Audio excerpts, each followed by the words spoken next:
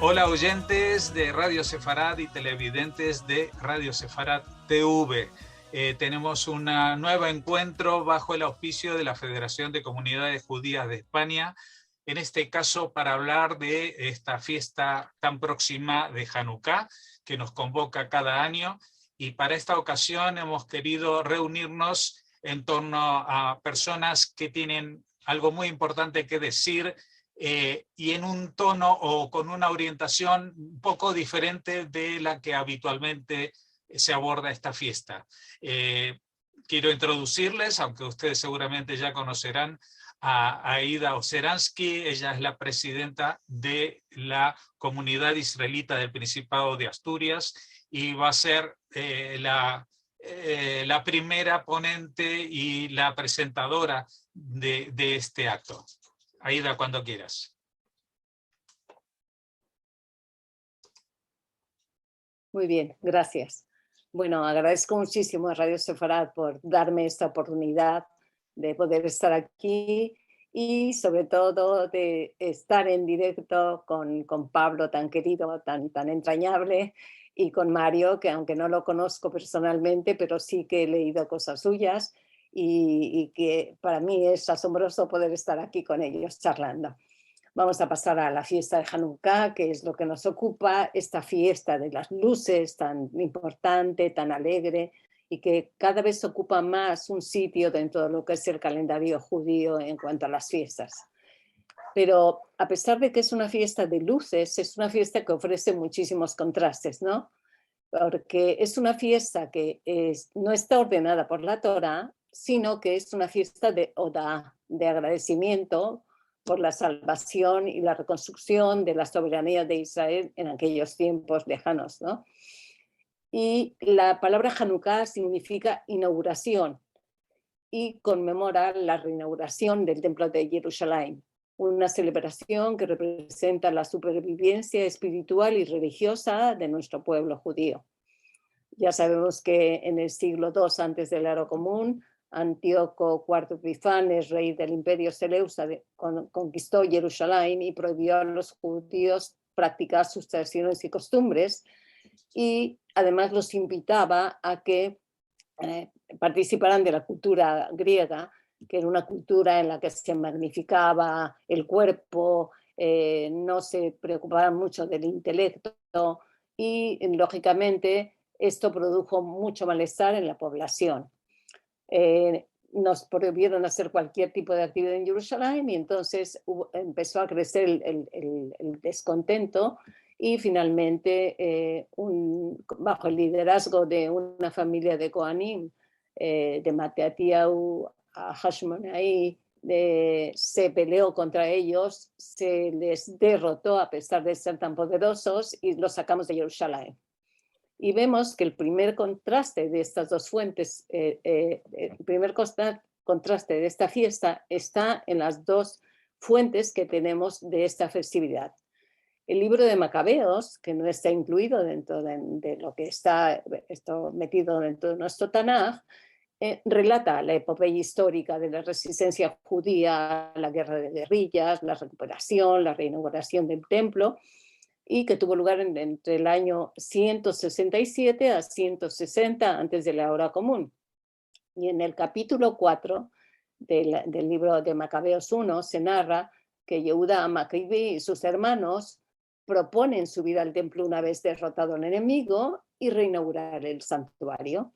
Y reúnen al ejército y suben al monte Sion, y lo encuentran desolado, profanado, las puertas quemadas, los atrios con malezas.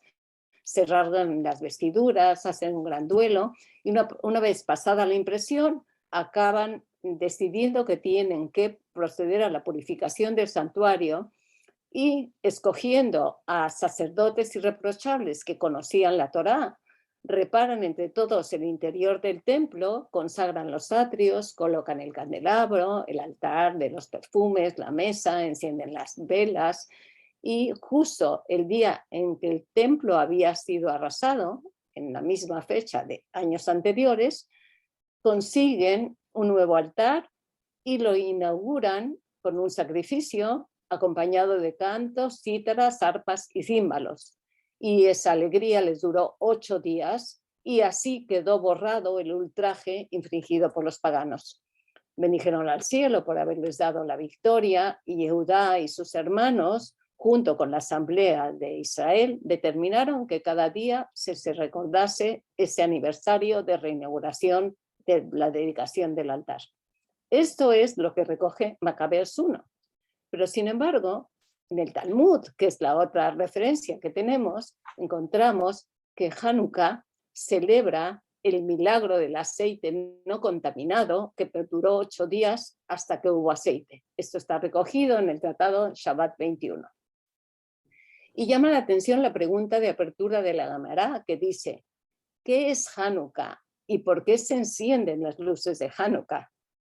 O sea, no sabemos si es una pregunta retórica o verdadera de una generación a la que siglos después hay que explicarle el sentido de esa fiesta, una fiesta que he heredado de la cual no fue testigo.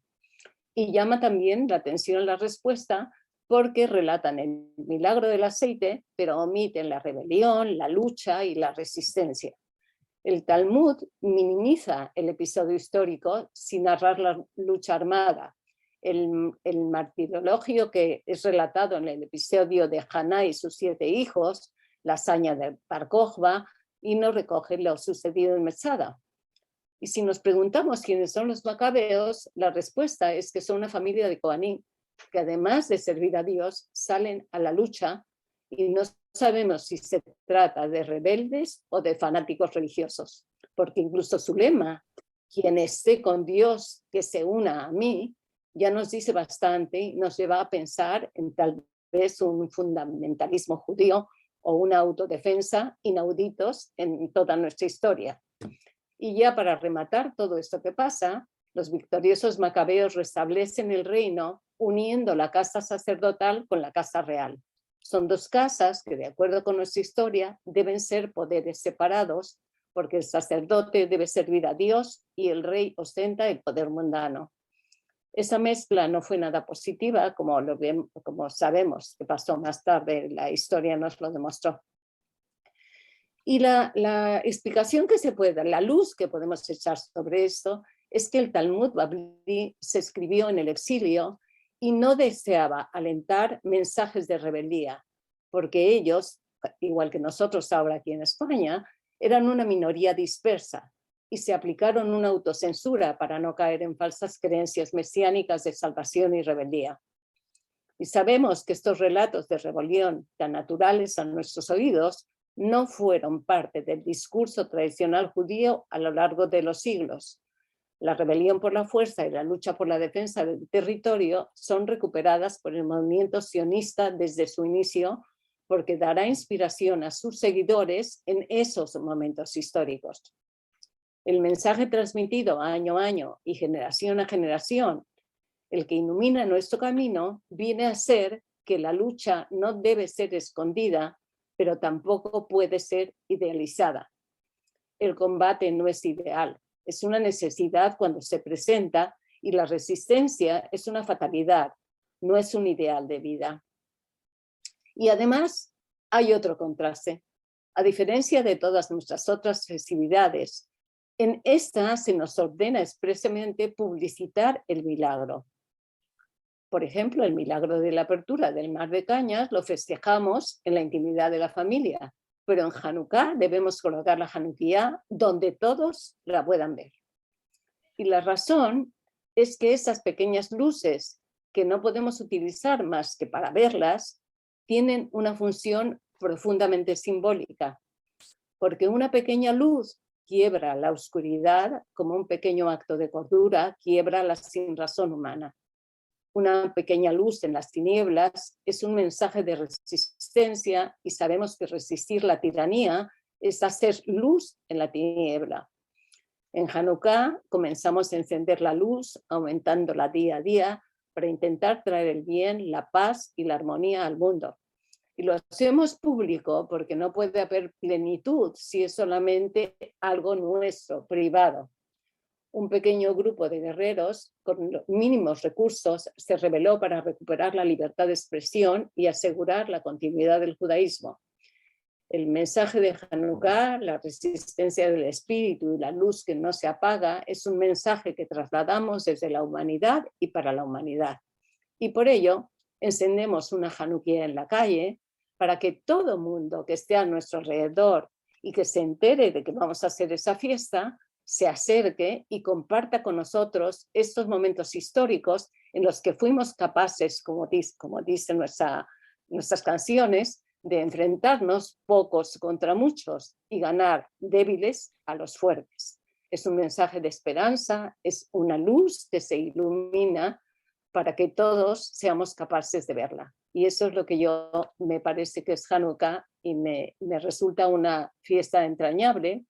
Aquí en Oviedo la hacemos con gente en pleno centro de Oviedo, que es donde tenemos nuestra Keilah, y se acerca gente, tenemos autoridades que también vienen a encender las velas, las que tocan, y verdaderamente la gente comprende y yo creo que nos acerca. Es una luz que permite que nos acerquemos los unos a los otros. Y por eso para nosotros es tan importante celebrar Hanukkah. Bueno, tenemos invitados de lujo para hablar de estos temas.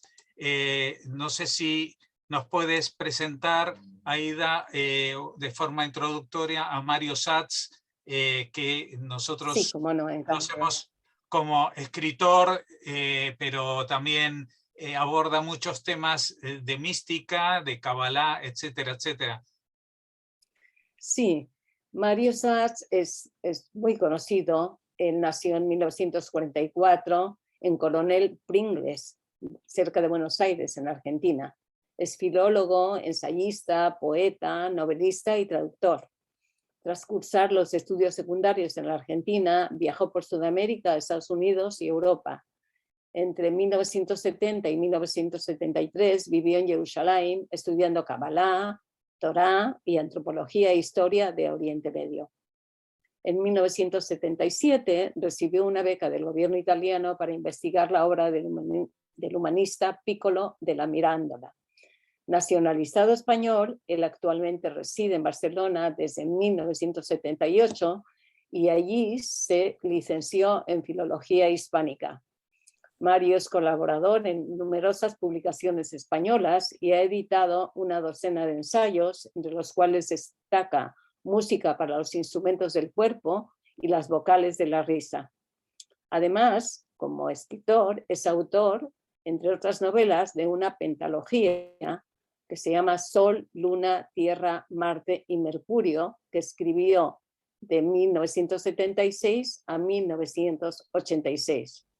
Además, ha traducido y comentado El Cantar de los Cantares, un Shir Hashirim, y sus últimos libros publicados son Amore Ludum y El Criador de Luciérnagas. Él enseña hebreo y Nuevo Testamento e imparte regularmente cursos sobre Cábala y sobre mística comparada. Es un placer estar aquí con él.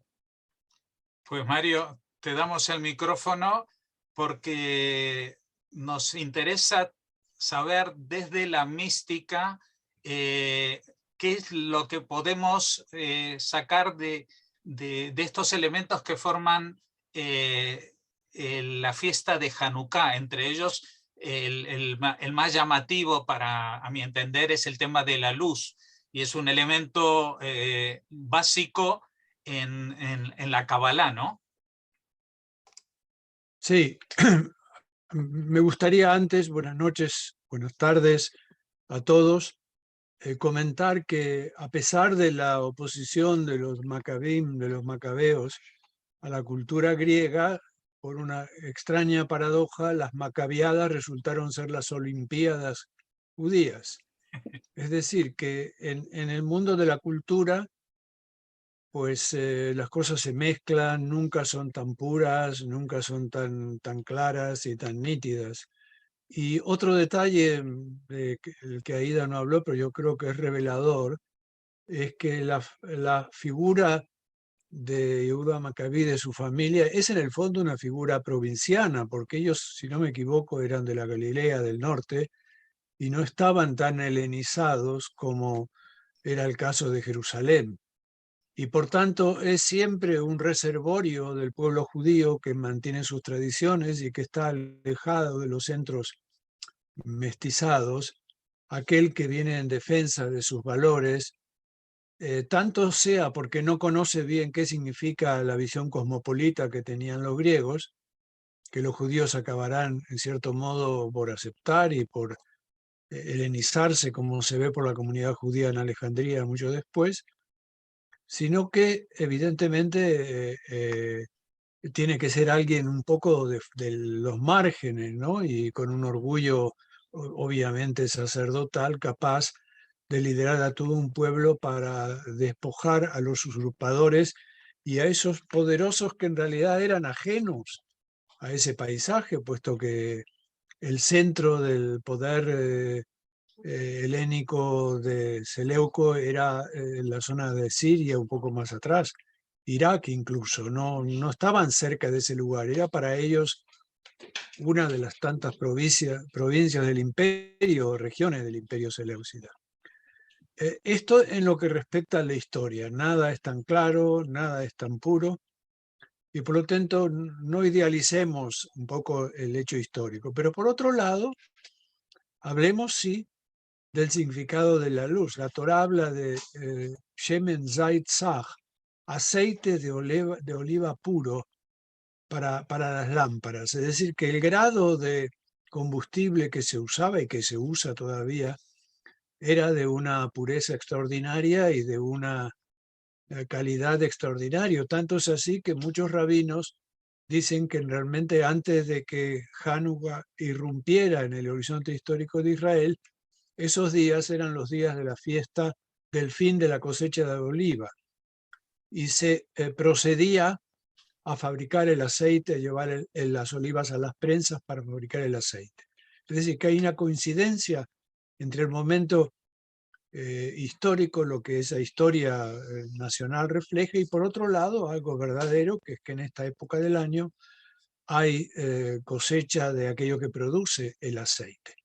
Y ahora voy directamente a una visión que para mí es asombrosa, quizá la más importante desde el punto de vista del significado de la luz. En el Zohar, que es el tercer texto místico y más importante de la tradición mística judía, se dice que al comienzo, en el paraíso, Adán y Eva tenían un cuerpo de or, de luz, pero cuando comieron del árbol del bien y del mal, adquirieron or, con ain, que significa piel. Hubo una mutación, esa mutación de una letra por otra, en realidad señala que este cuerpo de luz, este cuerpo de piel, mejor dicho, oculta un cuerpo de luz, que es primigenio. Todo el esfuerzo realizado por los estudiosos de la Kabbalah, que va desde Moisés de León en la España del siglo XIII hasta los cabalistas actuales de Safed, es cómo transformar esa Ain en la Aleph, es decir, cómo ir de la letra que vale 70 a la letra que vale 1, a la unidad. Curiosamente, la diferencia entre ambas es 69, o sea, revés y derecho. Por lo tanto, hay que dar vuelta a las palabras y las letras, ponerlas del revés y el derecho, con el fin de que podamos pasar, dar un salto cuántico de la piel a la luz y sintamos, aunque sea por breves instantes, cómo pudo haber sido esa vida previa a la expulsión del paraíso, que yo no creo que sea, ni mucho menos para la tradición judía, una cosa condenatoria de por vida, es simplemente el ingreso en la cultura.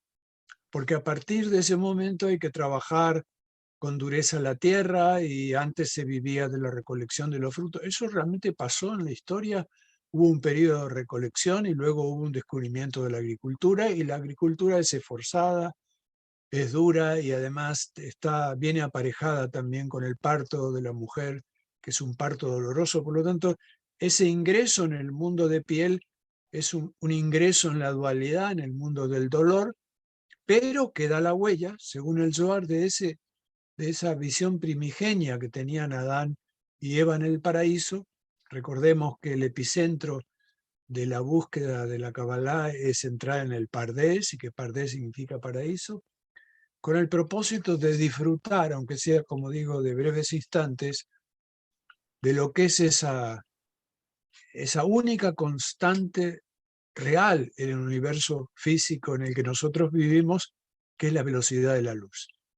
Una de las cosas más misteriosas para la física y también para la mística, que lo corrobora, es que no importa dónde, en qué lugar está el observador o el otro observador, la velocidad entre ellos o la velocidad de la luz entre los objetos es siempre igual. Por lo tanto, cuando el Salmo 27, si no me equivoco, dice Adonai Ori, Dios es mi luz, estamos hablando de que hay algo constante en mí, hay algo que me da vida, que me ilumina y que desgraciadamente cuando morimos se va la luz de los ojos, vuelve al cielo del que procede en el momento de expirar. Así que yo creo que es realmente un hecho maravilloso que el Zohar registre eso, que puede no ser una idea de Moisés de León, sino muy anterior, porque el juego entre Or y Or no es casual, es simplemente un sonido. Quizás los judíos orientales lo distingan más que nosotros, pero nosotros no distinguimos muy bien una Ain de una Aleph, casi suenan igual. Bien, volviendo al 69, que es la diferencia, hay un maravilloso poema del poeta francés Baudelaire que habla de ese número y dice, todo el misterio está entre esos dos números. Lo cierto es que son tan profundos que 6 alude al sexto día de la semana, que es cuando el ser humano ha sido creado, imagen y semejanza del Creador, y 9, que es un 6 al revés, es como se forma la criatura en el vientre de su madre. O sea, que estando ya en el estadio de gente que camina, tenemos la cabeza en el cielo, pero estando en la vida ultrauterina tenemos la cabeza mirando a la tierra. De tal manera que ese movimiento entre el cielo y la tierra que se da entre la vida ultrauterina y la vida extrauterina está de alguna manera señalando un revés y un derecho, que es la distancia que existe entre la piel y la luz. Yo creo que, claro, si no se ve esto escrito, seguramente se sospecha que es una invención del no tan joven filólogo Mario Satz, sino que es algo realmente tradicional que existe y de lo que se habla en el Zohar, ¿no? Para terminar, me gustaría recordar una frase del personaje central del Zohar, que es Shimon Bar Yochai, que dice, desgracia a mí si hablo y desgracia a mí si no hablo. O sea, estas verdades hay que decirlas, hay que mostrar la luz pública de la Hanukkah. Pero yo no puedo hablar en público de estas cosas que tienen que irse a buscar. Por eso, como suelo decir yo con frecuencia, lo barato se ofrece y lo valioso se busca. Aliento a todos aquellos con intereses en la mística o en la vida espiritual a dar un repaso. Hoy hay ediciones en castellano del Zohar y buscar ese fragmento en el que se habla de la luz y la piel. Bueno, estamos todavía digiriendo mentalmente todo lo que nos ha contado Mario, y quiero dar otro consejo. Aparte de buscar en el Zohar, pueden buscar en internet los cursos que tú organizas en torno a estos temas. No es esta la única oportunidad de escuchar a Mario Satz hablando sobre la luz y sobre muchos temas relacionados con la mística. Después volveremos porque justamente esta visión que comentabas, sorprendentemente o no, es compartida o a veces opuesta a místicas de Oriente muy lejano que históricamente no tenían contacto con el judaísmo, pero quizás tú nos puedas relatar algo sobre eso. De todas maneras, yo creo que también es momento adecuado para que Aida nos presente al último invitado, Pablo Dreisig, muy conocido por los oyentes de Radio Sefarad porque tiene una columna semanal con nosotros. Mario también tuvo muchos espacios en Radio Sefarad leyendo sus cuentos, y Aida también como representante de la comunidad de Asturias. Pero Pablo es un especialista en pensamiento judío, no lo llamemos solo filosofía, porque hay justamente en el programa que hacemos con él de la Anaquel, a veces nos presenta libros que no tienen aparentemente nada que ver con la filosofía. Pero voy a dejar que Aida lo introduzca y lo presente mejor que yo. Gracias. Pablo Tracy, que es docente e investigador de filosofía en la Universidad de Buenos Aires, en Argentina, y está allí, en Argentina. Dirige la Cátedra de Estudios Moses Mendelssohn de la misma universidad, y su campo de trabajo es la ética y la fenomenología. Ha publicado los libros La memoria de las cenizas, Historia, Trauma y Representación, uno sobre Levinas y lo político, y más recientemente ha publicado Filosofía, Mito y Fascismo, releyendo el mito de Estado de Ernest Cassirer. Tiene publicados varios trabajos sobre Manuel Levinas, Hannah Arendt y Ernest Cassirer en revistas especializadas, y es, como dijo Jorge, un estupendo colaborador de Radio Sfarad, donde hace comentarios sobre arte, judaísmo, Torá y todo cuanto se le pida, porque tiene una enorme cultura y siempre está dispuesto a colaborar. Bueno, muchas gracias, querida Aida, muchas gracias, Jorge. Es un placer para mí compartir también esta mesa con ustedes y con Mario. Para mí es un verdadero honor compartir con Mario también esta mesa. Amigos, bien, lo primero, para un poco continuar también con lo que ha dicho antes Mario y sus comentarios tan interesantes, tan fértiles, quisiera llamar la atención entonces en apuntar a la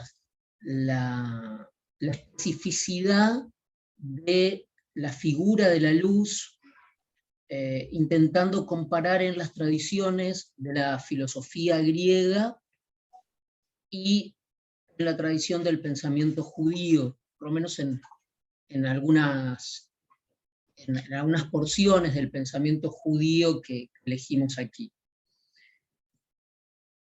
La figura de la luz en el pensamiento occidental, que es decir, en nuestro pensamiento, porque en la medida en que todos participamos de la cultura griega, que pensamos en griego, la luz está relacionada con el desvelamiento, con el descubrimiento, con el conocimiento.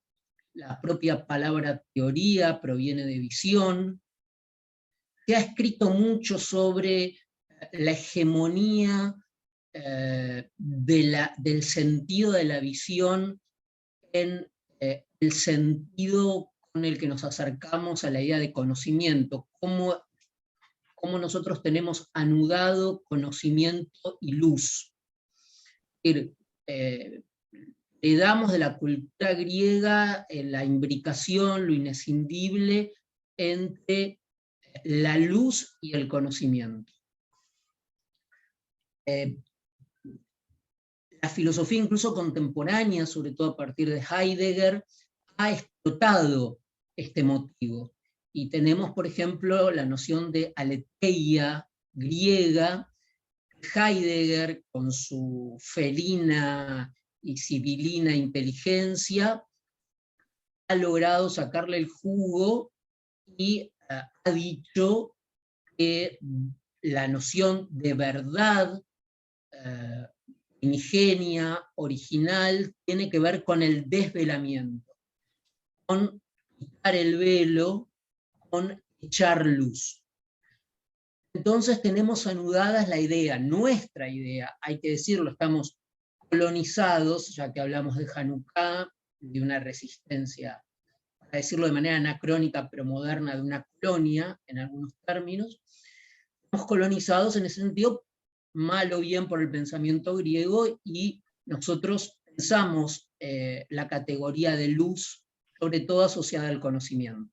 Luz es lo que nos permite conocer, que encender una luz, una linterna, significa que estamos buscando algo, que estamos siguiendo algo, algo que hemos olvidado, algo sobre lo que queremos obtener un conocimiento más acabado.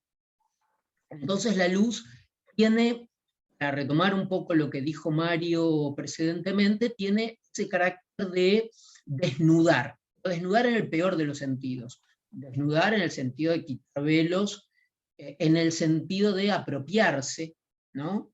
Y la luz, en el sentido griego, también recoge esa antigua alianza entre poder y saber. Pensemos, por ejemplo, en las prisiones, la imagen en las prisiones de los seguidores lumínicos que persiguen en los campos de detención, en las cárceles, a los prisioneros. O sea, la luz es una luz que te pilla, te descubre, infragante, y te sorprende, te delata, examina, escruta. Son todas figuras que aunan, que anudan poder y luz.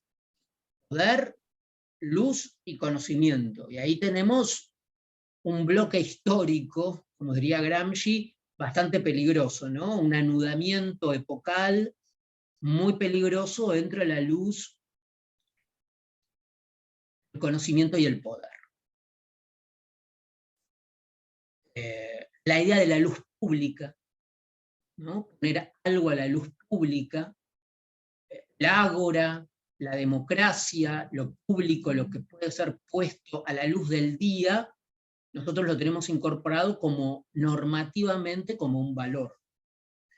Ahora, dicho esto, frente a esta tan inexpugnable tradición, que parece muy poco porosa e indestructible, esta alianza de hierro, la reflexión, la empresa especulativa de un filósofo como Emmanuel Levinas pudo, de alguna manera, por lo menos ofrecer otra versión de la luz, recogiendo precisamente de la tradición judía aquello que significa una crítica a esta luz, ¿no? A esta luz cegadora. Bueno, me olvidé de hablar, por ejemplo, no mencioné, me acaba de ocurrir, la gran figura cegadora que es la del sol o de la luz en la caverna, en Platón, bien vinculado, y ahí también hay una cuestión con el poder, la metáfora de la luz. Lo que Levinas, por lo menos en un texto que pertenece a una conferencia que Levinas dio sobre una conferencia en el marco de un ciclo de conferencias que se hacía todos los años, convocando a filósofos judíos francoparlantes, ¿no? Había filósofos de quebecois, belgas, canadienses.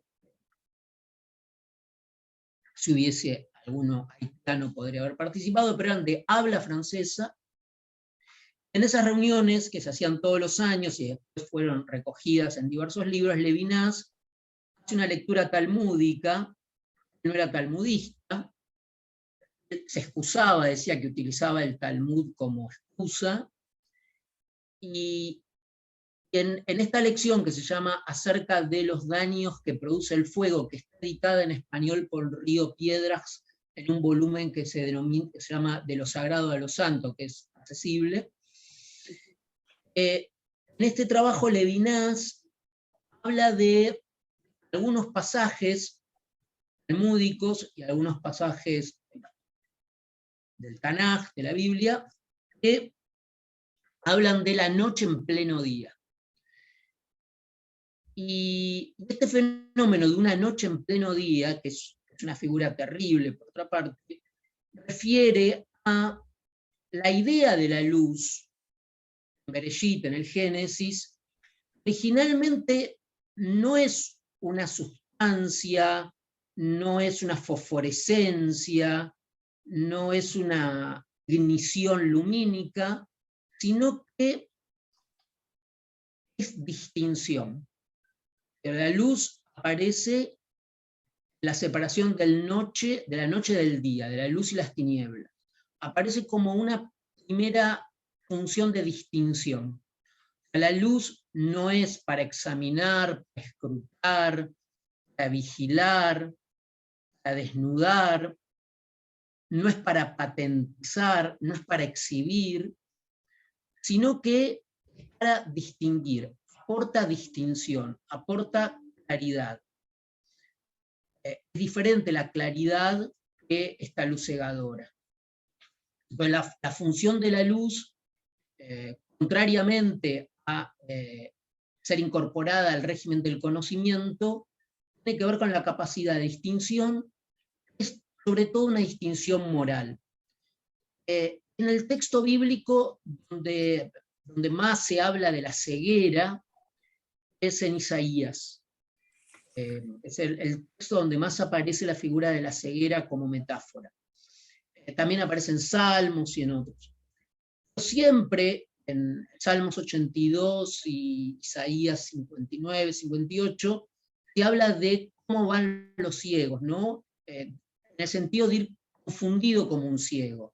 Dice, palpando la pared, ir en tinieblas. O sea, la ceguera, la ausencia de luz, está relacionada con un estado de confusión. Contrariamente a la tradición griega, donde la ceguera muchas veces tiene que ver con el que vaticina, con el oráculo. Pensemos en Tiresias, el ciego. El ciego está dotado de un carácter profético, o oracular, o debate. La tradición griega, mientras en la tradición judía, la ceguera nunca tiene estas dotes demiúrgicas o mágicas. Pensemos en grandes ciegos, Sansón, el propio Isaac, su hijo Jacob, quien engaña a su padre aprovechándose de su ceguera, pero él mismo va a terminar ciego. De modo que pudiésemos decir, quizás, estos son interpretaciones, pero me parece lo más interesante, hablando de los episodios de Hanukkah, que la luz de Hanukkah, la luz levantada por ciertos aspectos de la tradición judía, no es una luz de poder, no es una luz ni siquiera de conocimiento, entendiendo el conocimiento como una articulación con el poder, ni siquiera es una luz de la verdad, sino que es la luz de la socialidad, la luz que permite encontrarnos, vernos cara a cara, visage, va a decir Levinas, la luz que va a permitir la claridad en las relaciones humanas. Esa es la luz a la que alude y quizás se distingue de esta otra luz que heredamos. Bueno, hemos hecho esta primera ronda. Yo aquí tendría que estar presentando nada más, pero a mí se me despiertan ya preguntas que quiero formular, porque estamos hablando de la luz, del poder de la luz, pero justamente, o no, esto sucede cuando la luz natural desaparece del mundo, es decir, estamos en pleno solsticio. Este año, pues el calendario hebreo nos ha adelantado un mes, pero si no, ya sabemos por las series americanas que Hanukkah cae por Navidad más o menos, ¿no? Es cuando los romanos festejaban las fiestas de Saturno, cuando lo que tenemos ante nosotros no es la luz, sino la oscuridad. Es decir, el ser humano se enfrenta cíclicamente a lo peor, que es no saber qué es lo que va a pasar, porque no hay luz, porque es el invierno, porque todo se congela, porque todo es inaccesible. E incluso hablando con los expertos que sois vosotros, creo entender que, por ejemplo, entre las la secta esta de los esenios, se hablaba de los hijos de la luz y los hijos de la oscuridad, como representando el bien y el mal. Es decir, la luz no solamente es un elemento, como decía Pablo, que Dios pone para separar, sino que se va con una parte es la buena y otra parte es la mala. No sé si alguno de vosotros quiere hacer alguna respuesta en torno a esto. No sé, Aida. Bueno, es que ya empezamos por la Torá, ¿no? Al principio, cuando se crea el mundo, Dios crea la luz. Es su primera creación. Y además dice que es buena la luz. Entonces, ya empezando por ahí, al principio de todo, tenemos que la luz es algo que nos permite ver, que nos ilumina, que nos da posibilidad de ver lo que hay alrededor nuestro. Y lógicamente, en una estación en la que se te acortan los días, sobre todo aquí en Europa, no tanto en Israel, pero en Europa, en la parte norte, se van quedando los días menguados, y entonces el hecho de tener luz es una alegría, te permite hacer tantas cosas. O sea que yo creo que sí, que efectivamente la luz como un fenómeno de cosa buena puede ser apropiado como una asociación que se hace de ello, ¿no? Aun cuando luego no deba ser así. Bueno, no, quería comentar que cuando se descubrieron los documentos del Mar Muerto, donde está precisamente ese texto, la lucha de los hijos de la luz contra los hijos de la oscuridad, y el padre, no recuerdo ahora exactamente cómo se llama, el padre de Galadín, que también fue arqueólogo, Sukenik, me parece, era profesor en la Universidad Hebrea de Jerusalén, presentaba esos documentos en público ante los periodistas, y cuando estaba hablando precisamente de la lucha de los hijos de la luz contra los hijos de la oscuridad, se cortó la corriente, se fue la luz. Según dicen los historiadores. Y a partir de ese momento hubo segundos, no sé si, o un poco más de desconcierto y de preocupación, porque eso que había pasado hacía siglos seguía pasando. De hecho, estamos en medio de los documentos del Mar Muerto, se descubrieron en el 48, estamos en pleno periodo de la Guerra de Independencia de Israel, ¿no? Y algo que quería agregar a lo que dijo Pablo, interesante que no lo dije antes, es que la palabra or con ain, que significa piel, también se lee como iver, que significa ciego. Por lo tanto, la piel física es en realidad un límite, una frontera que se bien diferencia, y de hecho cuando sus ojos se abren a la realidad, pues ven que hay masculino y femenino, ahí comienza la taxonomía, ahí comienza la diferenciación. También se sabe que la piel es opaca, es decir, que nosotros no vemos por la piel, excepto, dicen, no estoy seguro de ello, que algunos ciegos desarrollan en el tacto una capacidad de percepción que va más allá de lo que la misma piel ofrece por regla general.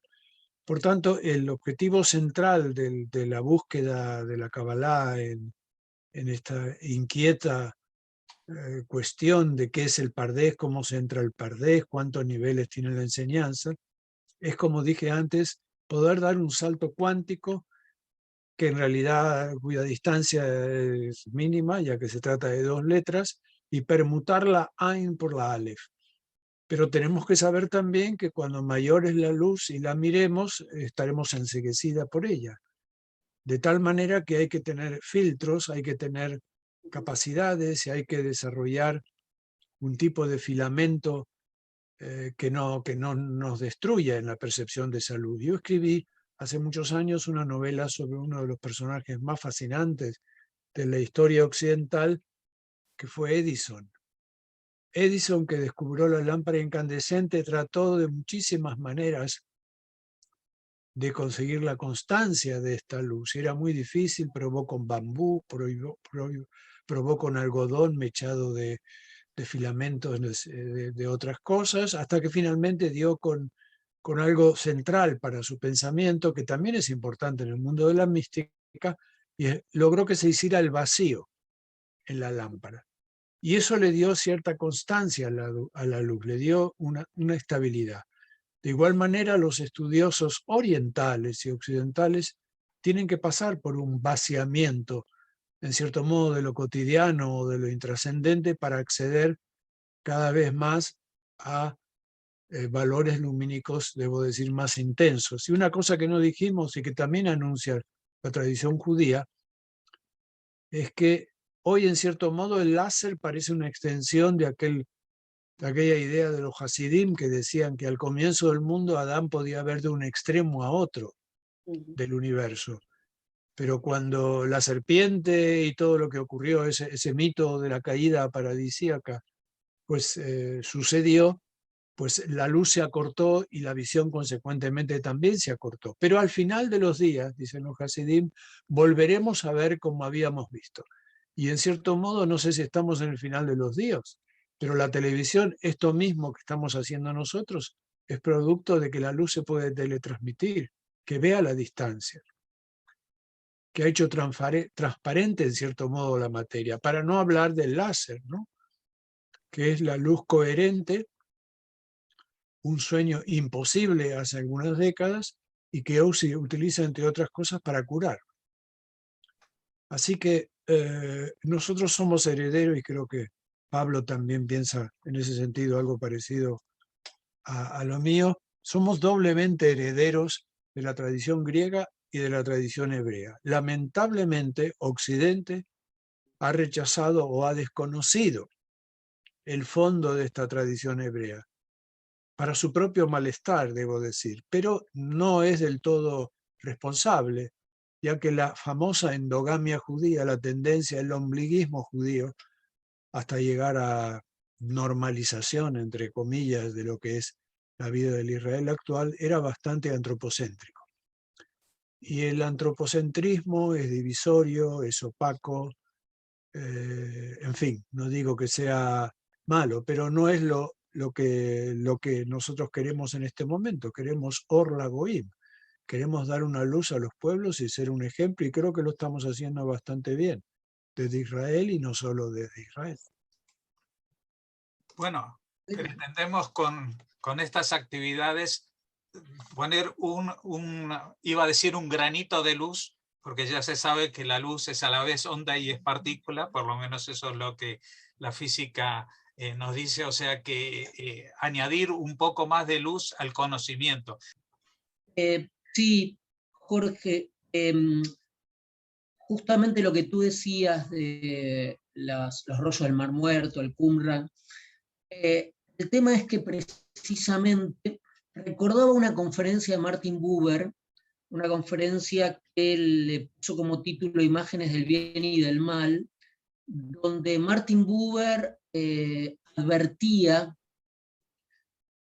acerca de la identificación con la luz, con el bien, y señalaba que justamente si lo que trajo de nuevo el judaísmo respecto a las creencias precedentes es que el judaísmo desarticuló las concepciones más deístas, zoroastristas, que en general dividían entre el bien y el mal. Era una lucha maniquea, viene de Manes, estas tradiciones a veces farsíes, a veces gnósticas, que planteaban una conflagración entre las fuerzas del bien identificadas con la luz y las fuerzas del mal identificadas con la oscuridad. Lo que dice Martin Buber, que aparte Martin Buber esto tenía una razón estratégica y política, es que si uno recae en este modelo dualista, maniqueo, simplificador,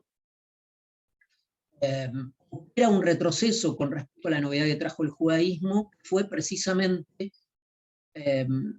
sustraerse a esta lógica binaria, plantear que nunca es la lucha, la cuestión no es la lucha entre el bien y el mal, como dos fuerzas simétricas que se disputan el dominio, sino que el monoteísmo es precisamente, si uno quiere usar una figura hegeliana, una superación de esta antinomia.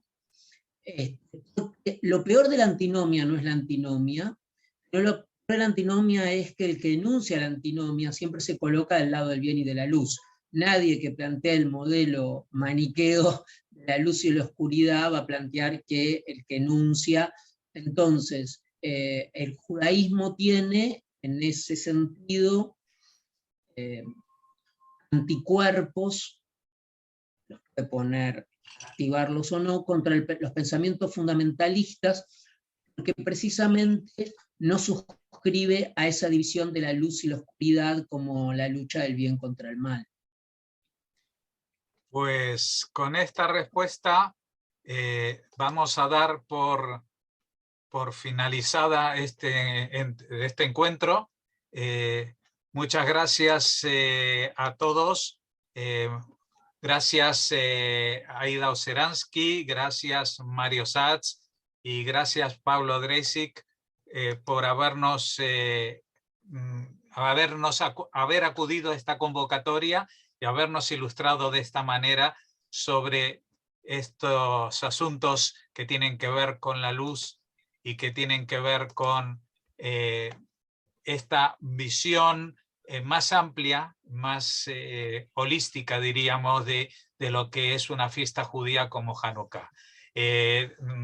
Verán los que nos siguen es que en este momento Mario Satz se tuvo que ausentar, tuvimos una pausa por cuestiones técnicas y les quedo enormemente agradecidos por haber asistido a esta convocatoria y esperemos que en el futuro podamos seguir hablando de, si no es de este tema en específico, sí de otros como este. Muchas gracias.